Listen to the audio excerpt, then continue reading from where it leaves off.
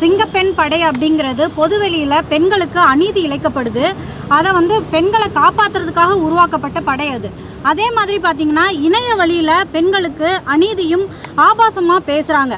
குறிப்பாக இது பார்த்தீங்கன்னா பெண் பத்திரிகையாளர்கள் மேலேயும் அரசியல் யாரெல்லாம் பேசுகிறாங்களோ அவங்க மேலேயும் அரசியல் பேசுகிற ஆண்கள் இருக்காங்க இல்லையா அவங்க மனைவிகள் மேலேயும் இந்த ஆபாச தாக்குதல் ஏவி விடப்படுது. போன ஆட்சியில் பார்த்தீங்கன்னா இதே மாதிரி பெண்கள் நாங்கள்லாம் கதறிக்கிட்டு இருந்தோம், எங்களை ஆபாசமாக பேசுகிறாங்க அப்படின்னு சொல்லிட்டு. ஆனால் யார் ஆபாசமாக பேசுகிறாங்களோ அவங்களே பார்த்தீங்கன்னா முதலமைச்சர்கிட்ட போயிட்டு நின்று ஃபோட்டோ எடுத்திருப்பாங்க. அதை தொடர்ந்து காவல்துறை அவங்க மேலே கை வைக்க முடியாது. அது மட்டும் இல்லாமல் DMK ecosystem code word accepted அப்படின்னு சொல்லிட்டு அவங்கள காப்பாற்றுவாங்க. பட் இப்போ ஆட்சி மாறி இருக்கு. முதலமைச்சர் விஜய் அவர்கள் ஒரு பெண்ணோட கூக்குரலை கேட்டு அவங்களுடைய கதலை கேட்டு கைது நடவடிக்கையில் ஈடுபட்டிருக்காரு. சூர்யா அவர்கள் கைது செய்யப்பட்டிருக்காங்க. திருமதி அலிஷா அழுததை, அவங்க மேலே நடந்த ஆபாச தாக்குதல் எல்லாருமே பார்த்துருப்பீங்க.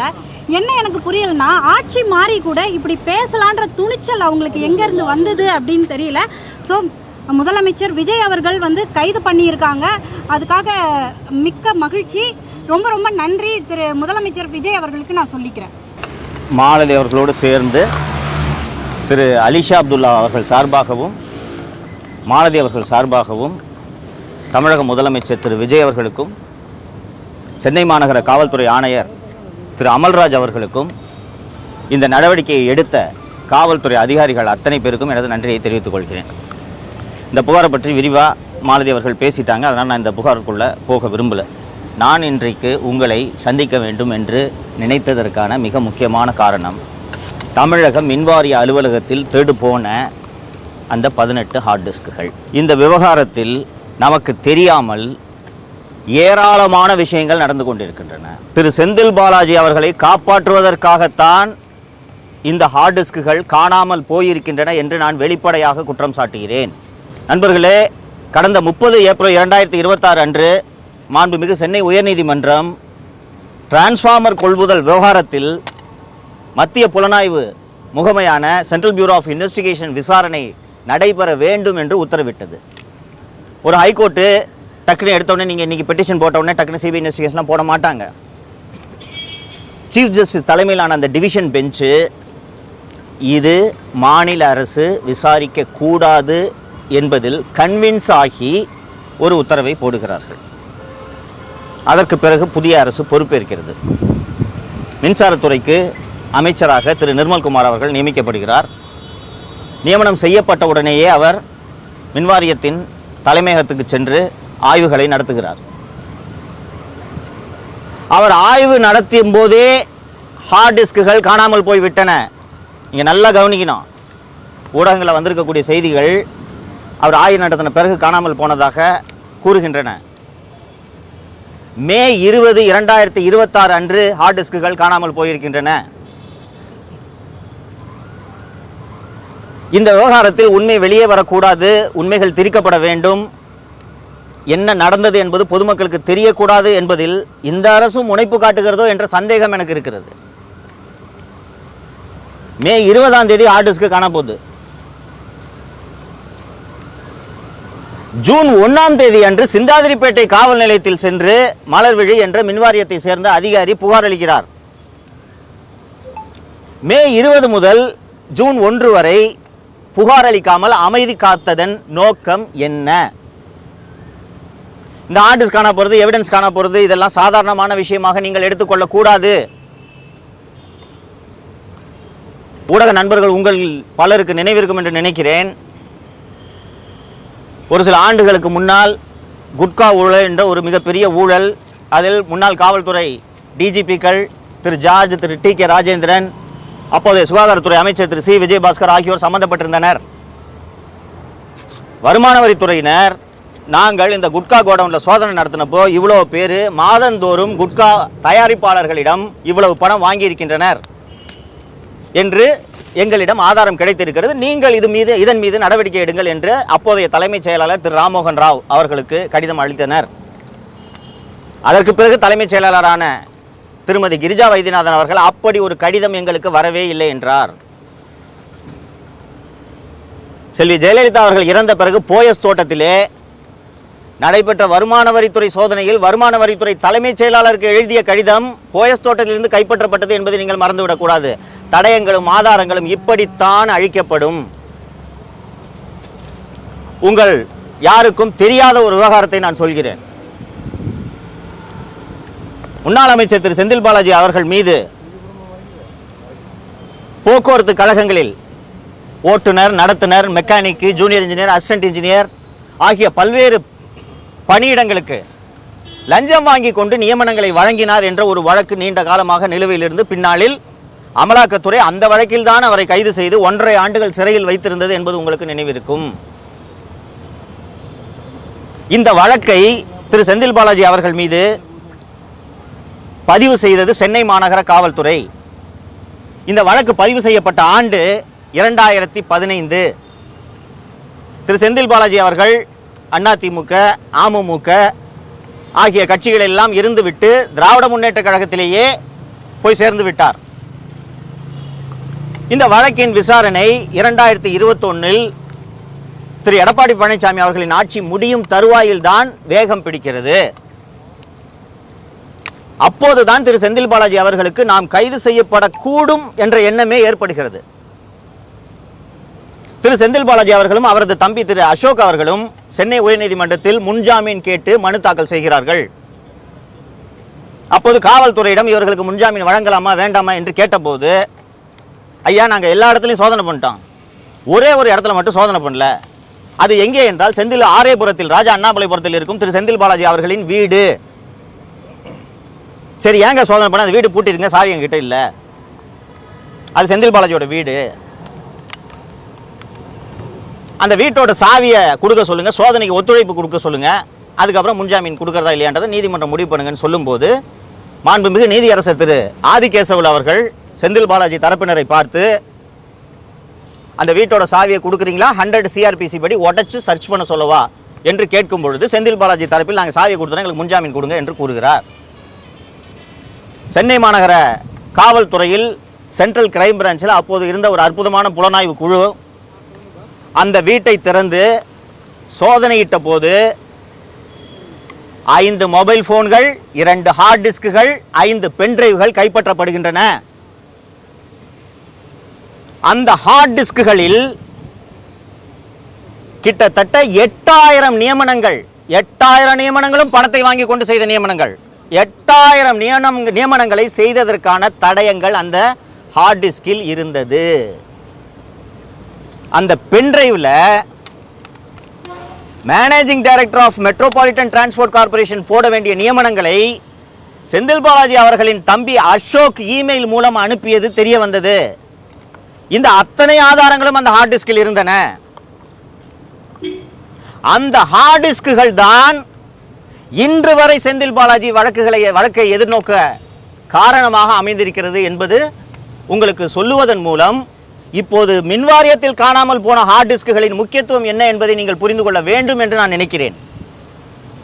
ஃபர்ஸ்ட் அமைச்சர் அவர்கள் டைம்ஸ் ஆஃப் இந்தியாவில் நேற்றைக்கு முன்தினம் முதல் பக்கத்தில் ஹார்ட் டிஸ்குகள் காணாமல் போயுள்ளன, 7வது, 8வது, 9 மற்றும் 10, 5, 7, 8, 10 ஆகிய மாடிகளில் உள்ள கணினிகளிலிருந்து ஹார்ட் டிஸ்குகள் காணாமல் போயிருக்கின்றன என்று டைம்ஸ் ஆஃப் இந்தியாவில் செய்தி வந்த பிறகு அமைச்சர் பத்திரிகையாளர்களை சந்திக்கிறார் இல்லைங்களா? இது ஒரு வெளிப்படையான அரசு, ஜீரோ கரப்ஷன், டிரான்ஸ்பரண்டா இருக்கும் என்று மாண்புமிகு முதலமைச்சர் அவர்கள் சொல்வதை நானும் நம்புகிறேன், நீங்களும் நம்புகிறீர்கள்.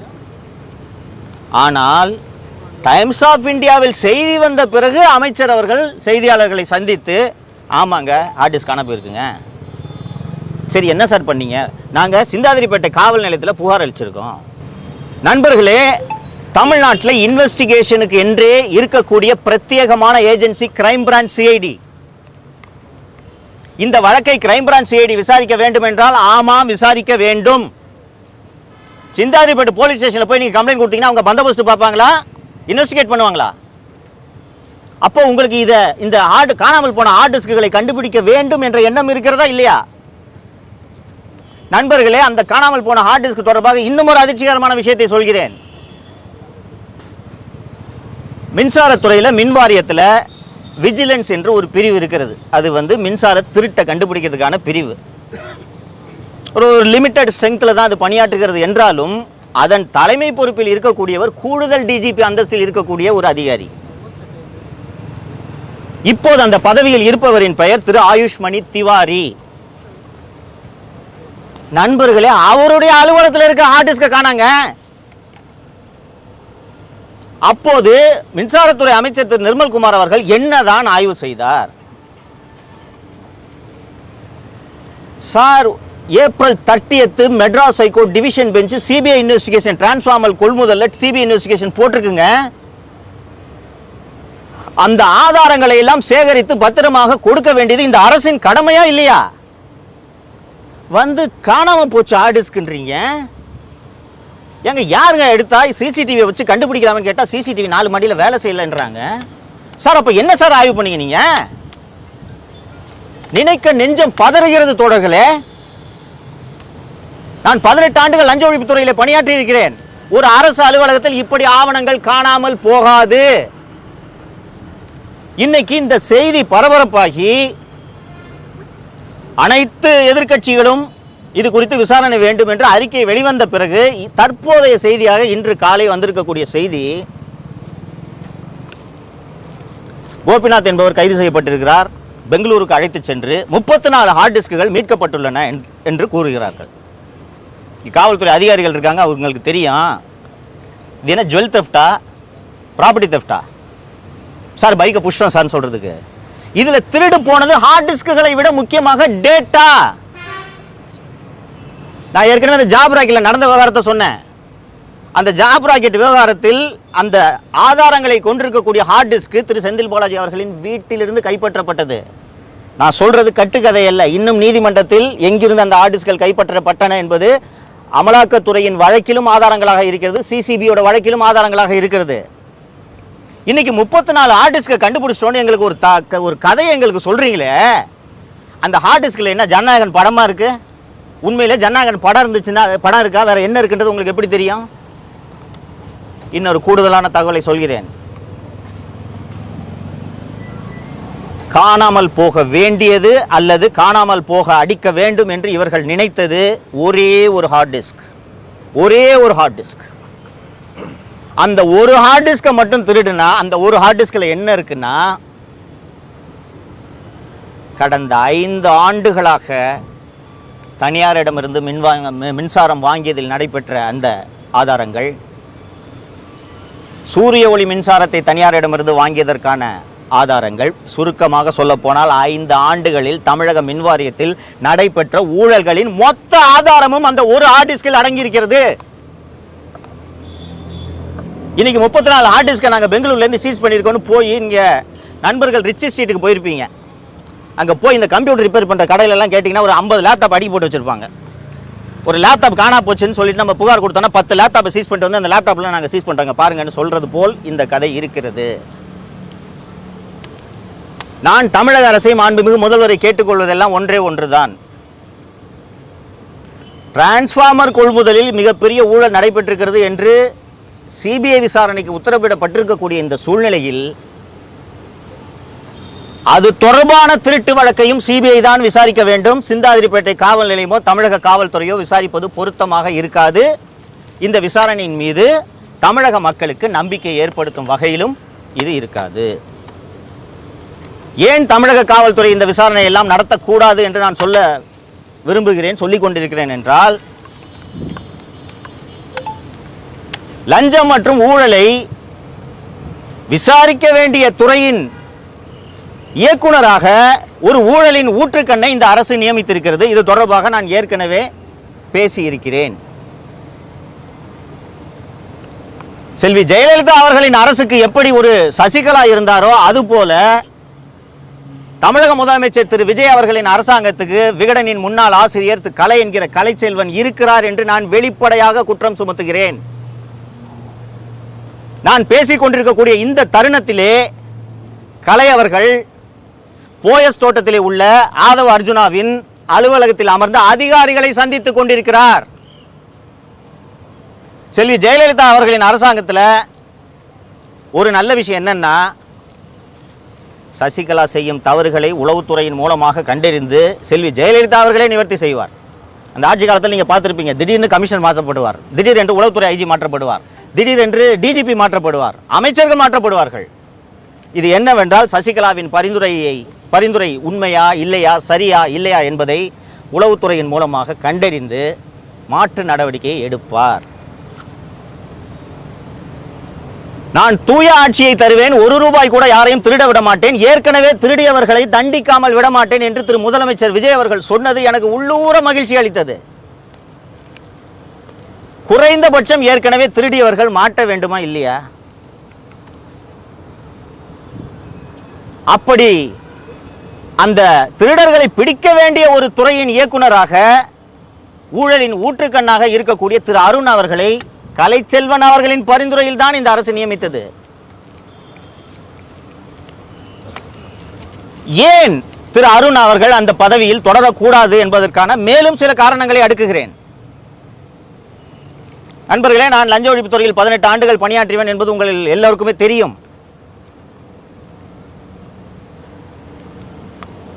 ஆலந்தூரிலே உள்ள லஞ்ச ஒழிப்புத்துறை இயக்குனரின் அலுவலகம் இருக்கக்கூடிய அந்த மாடியிலேயே லஞ்ச ஒழிப்புத்துறையின் ரகசிய பிரிவும் இயங்குகிறது. ரகசிய பிரிவு என்றால் தமிழகம் முழுக்க ஊழல் தொடர்பான அந்த கோப்புகளை எல்லாம் பரிசீலனை செய்து ஆய்வு செய்யும் பிரிவு. ஒரு 40-50 பேர் அங்கே பணியாற்றுவார்கள். ஒரு பெரிய ஹாலு. இந்த எண்டில் கான்ஃபரன்ஷியல் பிரான்ச் இருக்கும், இந்த எண்டில் டைரக்டர் ரூம் இருக்கும். இங்கேருந்து பார்த்தீங்கன்னா அந்த எண்டு தெரியும். நான் ஏற்கனவே சொன்னேன், லஞ்ச ஒழிப்புத்துறைக்கு சம்பந்தமே இல்லாத, லஞ்ச ஒழிப்புத்துறையோட அந்த பணியாளர் பட்டியலில் இல்லாத ஐயப்பன் என்பவரை திரு அருண் அவர்கள் அழைத்து கொண்டு லஞ்ச ஒழிப்புத்துறைக்கு வந்திருக்கிறார் என்பதை நான் ஏற்கனவே சொன்னேன். இதுபோக சென்னை மாநகர காவல்துறையில் பணியாற்றக்கூடிய 20 காவலர்களை எதற்கென்றே தெரியாமல் திரு அருண் அவர்கள் அழைத்து அவரது அறைக்கு எதிரே இருக்கக்கூடிய இணை இயக்குனரின் அலுவலகத்தை காலி செய்துவிட்டு அங்கே அவர்களை அமர வைத்திருக்கிறார் என்று நான் ஏற்கனவே சொன்னேன். இப்போது அந்த இயக்குனர் அலுவலகத்தை வெளியில் இருந்து பார்த்தால் யார் வருகிறார்கள், யார் போகிறார்கள் என்பது தெரியாத வகையில் ஒரு தடுப்பு எழுப்பப்பட்டுள்ளது. லஞ்ச ஒழிப்புத்துறை இயக்குனர் என்பவர் ஒரு additional DGP, is a public servant, he is an officer. அவரை யார் பார்க்க வராங்கன்றதை தெரிஞ்சா என்னங்க, இதில் ரகசியம் எதற்கு இருக்கு, என்ன இருக்குது? ஆனால் திரு அருண் அவர்கள் ஏன் இந்த தடுப்பை எழுப்பினார்? ஏன் லஞ்ச ஒழிப்புத்துறைக்கு சம்பந்தம் இல்லாத ஐயப்பனை வைத்திருக்கிறார்? ஏன் லஞ்ச ஒழிப்புத்துறைக்கு சம்பந்தம் இல்லாத சென்னை மாநகர காவல்துறையின் 20 காவலர்களை அங்கே இப்போதும் வைத்திருக்கிறார் என்பதற்கான காரணம் தெரிந்துவிட்டது. நண்பர்களே, கடந்த அக்டோபர் 2025 முதல் அமலாக்கத்துறை 4 கடிதங்களை தமிழக டிஜிபிக்கு அனுப்பியிருக்கிறது. அந்த 4 கடிதங்களுமே முன்னாள் அமைச்சர் மற்றும் எனது அருமை நண்பர் திரு KN நேரு அவர்கள் செய்த பல 1000 கோடி ஊழல்கள் தொடர்பான ஆதாரங்களை அமலாக்கத்துறை பேட்சாக அனுப்பினார்கள். முனிசிபல் அட்மினிஸ்ட்ரேஷன் டிபார்ட்மெண்ட்ல டிரான்ஸ்ஃபர் அண்ட் போஸ்டிங் கரப்ஷன் மட்டும் ஒரு பேட்ச், முனிசிபல் அட்மினிஸ்ட்ரேஷன் டிபார்ட்மெண்ட்ல நடந்த ரெக்ரூட்மெண்ட் ஒரு பேட்ச், முனிசிபல் அட்மினிஸ்ட்ரேஷன் டிபார்ட்மெண்ட்ல நடந்த சாக்கடை போடுவது முதல் கட்டுமானம் வரையிலான ஊழல் தொடர்பான ஆவணங்கள் ஒரு பேட்ச். இந்த ஆதாரங்கள் எல்லாத்தையும் அந்த வாட்ஸ்அப் சாட் இதெல்லாம் ஊடகங்கள் செய்திகளாக வந்திருக்கிறது, நீங்கள் பார்த்திருப்பீர்கள். இந்த ஆதாரங்கள் கிட்டத்தட்ட அது சில 1000 பக்கங்கள் இருக்கும். இந்த ஆதாரங்களை எல்லாம் அமலாக்கத்துறை தமிழக டிஜிபிக்கு அனுப்பி நீங்கள் இதில் ஒரு விசாரணை உத்தரவிடுங்கள், பிரிவென்ஷன் ஆஃப் மணி லாண்டரிங் ஆக்டின் படி எங்களுக்கு நாங்கள் நடத்தும் சோதனையில் புதிய குற்றங்கள் தொடர்பான தரவுகள் கிடைத்தால் நாங்கள் அதை சம்பந்தப்பட்ட துறைக்கு அனுப்பிவிடுவோம், அந்த துறை அதன் மீது நடவடிக்கை எடுக்கும், அதன் பின்னால் அதில் உள்ள சட்டவிரோத பண பரிவர்த்தனை தொடர்பாக மட்டும்தான் நாங்கள் விசாரணை நடத்துவோம் என்று அமலாக்கத்துறை தமிழக டிஜிபிக்கு கடிதம் அனுப்பியது. தமிழகத்தின் பொறுப்பு டிஜிபியாக இருந்த மரியாதைக்குரிய திரு வெங்கட்ராமன் அவர்கள் உடனடியாக அந்த ஆதாரங்களையும் அமலாக்கத்துறையின் கடிதங்களையும் இணைத்து லஞ்ச ஒழிப்புத்துறை இயக்குனராக அப்போது இருந்த திரு அபய்குமார் சிங் அவர்களுக்கு அனுப்புகிறார். அபய்குமார் சிங் அவர்கள் அப்போது இருந்த அரசியல் சூழலின் காரணமாக எந்த நடவடிக்கையும் எடுக்க முடியவில்லை. இந்த நேரத்தில் இந்த வழக்கில் சிறை செல்ல இருக்கிற எனது அருமை நண்பர் திரு KN நேரு அவர்களுக்கு அமலாக்கத்துறையிடம் என்னதான் ஆதாரங்கள் இருக்கிறது என்பதை எப்படியாவது தெரிந்து கொள்ள வேண்டும் என்று கடும் முனைப்பில் ஈடுபடுகிறார். ஆனால் லஞ்ச ஒழிப்புத்துறையிலிருந்து ஒரு காகிதம் கசியாதுங்க. இன்னைக்கு வரைக்கும் அப்படிதான், நேற்று வரைக்கும் அப்படித்தான் இருந்தது. அவரால் அது என்ன ஆதாரங்கள் என்பதையே தெரிந்து கொள்ள முடியவில்லை. ஏனென்றால் என்ன ஆதாரங்கள் அவர்கள் இன்வெஸ்டிகேட்டிங் ஏஜென்சி கையில் இருக்குன்னு தெரிஞ்சாதான் KN நேரு அவர்கள் தன்னுடைய வழக்கறிஞர்களிடம் விவாதித்து அதற்கான டிஃபென்ஸை பில்டு பண்ண முடியும். திரு அருண் அவர்கள் அமலாக்கத்துறை அனுப்பியிருந்த அந்த ஆயிரக்கணக்கான பக்கங்கள் கொண்ட ஆதாரங்களை மொத்தமாக ஒரு நகல் எடுத்து KN நேரு அவர்களிடம் ஒப்படைத்திருக்கிறார் என்று எனக்கு லஞ்ச ஒழிப்புத்துறையிலிருந்து தகவல் வந்திருக்கிறது. இது போன்ற அநியாயம் எங்காவது நடக்குமா? திரு அருண் அவர்கள் மீது எனக்கு என்ன தனிப்பட்ட பகையா? எனக்கு வர வேண்டிய கமிஷனர் போஸ்ட் அவர் பறிச்சுக்கிட்டாரா? ஆனால் இவர் தவறான நபர், இவரை இங்கே நியமிக்காதீர்கள், நீங்கள் நியமித்தது தவறு, திருத்திக் கொள்ளுங்கள் என்று நான் ஏற்கனவே ஒரு முறை வெளிப்படையாக மக்கள் மன்றத்திலே முதல்வர் அவர்களுக்கு கோரிக்கை வைத்தேன். இன்னமும் அருண் அவர்கள் அந்த பதவியிலே தொடர்கிறார். நேற்று நீங்கள் எல்லாம் பார்த்திருப்பீர்கள், பத்திரப்பதிவு அலுவலகங்களே அருண் அதிரடி சோதனைக்கு உத்தரவிட்டார். லட்சக்கணக்கில் பணம் கைப்பற்றப்பட்டது என்று. நண்பர்களே, ஒரு விஷயத்தை புரிந்து கொள்ளுங்கள். கொஞ்சம் ஆஃப் பண்ணுங்க. நண்பர்களே, ஒரு விஷயத்தை புரிந்து கொள்ளுங்கள். நான் லஞ்ச ஒழிப்புத்துறையிலே பணியில் சேர்ந்தது 1991ஆம் ஆண்டு. லஞ்ச ஒழிப்புத்துறையோட வேலையே இந்த மாதிரி சர்ப்ரைஸ் செக் பண்ணுறது தான். சப் ரிஜிஸ்ட்ரார் ஆஃபீஸ் மட்டும் இல்லை, RTO ஆஃபீஸ்க்கு போவான், தாலுகா ஆஃபீஸ்க்கு நான் போயிருக்கிறேன். விருகம்பாக்கம் சப் ரிஜிஸ்டருக்கு நான் போயிருக்கிறேன். RTO ஆஃபீஸு இந்த அந்த மாதிரி பணப்புழக்கம் அதிகம், லஞ்சம் அதிகம் புழங்கக்கூடிய அலுவலகங்களுக்கு செல்வது என்பது அதுதான் பணி. இப்போது ஏன் திடீரென்று பத்திரப்பதிவுத்துறை மீது குறிவைத்து இப்படி ஒரு அதிரடி சோதனைகளை திரு அருண் அவர்கள் நடத்த உத்தரவிட்டிருக்கிறார் என்றால், முதல்வர் அவர்கள் பார்த்துவிட்டு ஆகா இப்படி ஒரு மாணிக்கத்தை நாம் தேர்ந்தெடுத்து லஞ்ச ஒழிப்புத்துறைக்கு நியமித்திருக்கிறோமே என்று இவரை இந்த பணியிலே தொடர அனுமதிக்க வேண்டும் என்பதற்காகத்தான் நான் மீண்டும் ஒரு முறை முதல்வர் அவர்களிடம் வேண்டி கேட்டுக்கொள்கிறேன். ஜெயலலிதாவின் சசிகலாவாக தாவேக ஆட்சிக்கு கலைச்செல்வன் உருவாகி இருக்கிறார். நீங்கள் தூய ஆட்சி நடத்த வேண்டும் என்ற நோக்கத்தில் தான் நீங்கள் சினிமாவை விட்டுவிட்டு அரசியலுக்கு வந்தீர்கள் என்பதை மறந்துவிடக் கூடாது. நான் ஏற்கனவே ஒரு நேர்காணலில் குறிப்பிட்டது போல, மக்கள் உங்களுக்கு சும்மா வாக்களிக்கவில்லை, பேரன்போடு வாக்களித்திருக்கிறார்கள். தேர்தலுக்கு பிறகு ஒவ்வொருவரிடம் ஏன் இப்படி நீங்கள் விசிலுக்கு வாக்களித்தீர்கள் என்று கேட்டால், சார் இவங்க 2 பேரும் திருடுறாங்க சார், இந்த நம்பிக்கையில் தான் உங்களுக்கு வாக்களித்திருக்கிறார்கள். அப்போது உங்கள் ஆட்சியிலேயே முதல் கோணல் முற்றும் கோணல் என்று என்ன வைப்பது போல இப்படி ஒரு பிழை நடந்திருப்பதை நான் மட்டும் சுட்டிக்காட்டவில்லை, ஊர் உலகமே சுட்டிக்காட்டுகிறது. இதை நீங்கள் சரி செய்யாவிட்டால் இந்த சறுக்கல்கள் இந்த ஆட்சியில் தொடரும். நீங்கள் முதல்வராக இருந்தாலும் உங்கள் கண்களில் மண்ணை தூவி விட்டு 5 ஆண்டுகளாக மின்சார வாரியத்தில் ஊழலில் ஈடுபட்டவர்கள் எப்படி ஆதாரங்களை அழித்திருக்கிறார்கள் என்று பாருங்கள். அப்படி இருக்கும்போது இது போன்ற தவறுகளை நடக்காமல் தடுப்பதற்கு நீங்கள் இரும்பு கரத்தை எடுத்து பயன்படுத்த வேண்டும் என்பதை நான் முதல்வர் அவர்களுக்கு கோரிக்கையாக வைக்கிறேன். அரசு இயந்திரத்தில் ஊழல் புரையோடி போய்த்தான் இருக்கும். ஆனால் ஒரு ஆட்சியாளர் மனது வைத்தால் அதை சரி செய்ய முடியும். நீங்கள் சரி செய்வீர்கள் என்ற நம்பிக்கை எனக்கு இருக்கிறது.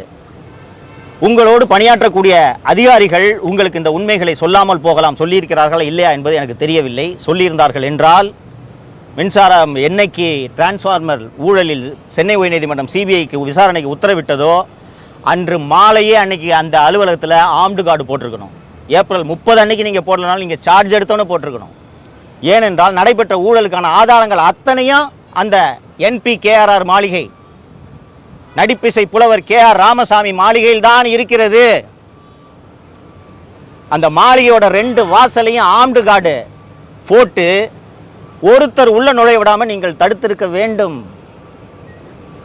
சார், ஒரு அடிஷனல் DGP விஜிலன்ஸோட ஆஃபீஸில் ஹார்ட் டிஸ்க் திருடுவது போகுதுன்னா உங்கள் ஆட்சிக்கான அவமானம் இது. முதல்வர் சரி செய்வார் என்று நம்புகிறேன்.